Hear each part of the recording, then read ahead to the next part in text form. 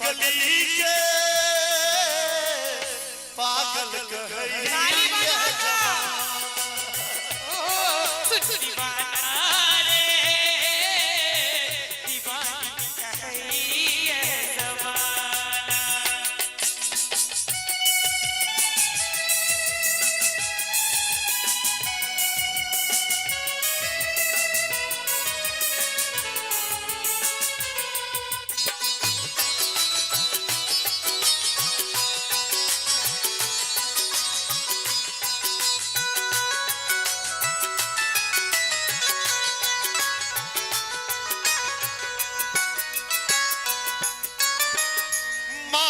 कहे छो तोरे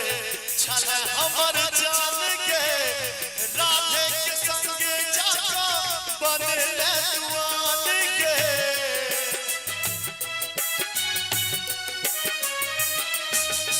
राधे कहे छो तोरा छल हमर जान के पप्पू भैया संगे जाका बनले दुआन के किस्मत करी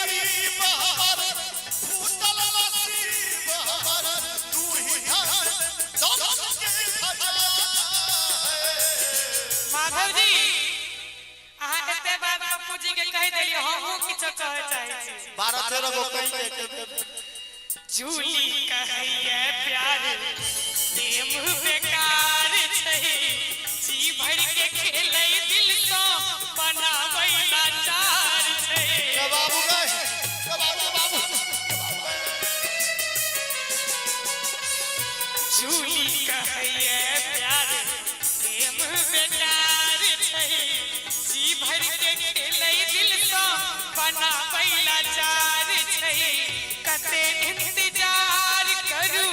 कोना श्रृंगार करू कते इंतजार करू कोना श्रृंगार करू निको नहीं लागै हमरा आए न है दीवाना रे दीवानी कहैया जमाना सुन पगली के पागल कहैया जमाना लागैया कि मर जैतौ नहीं तो जहार खैतौ लागैया कि मर जैतौ नहीं तो जहार खैतौ लोक के सुनी सुनी ताना है सुन बतहिया के हुनकर कहब छै सुन बतहारे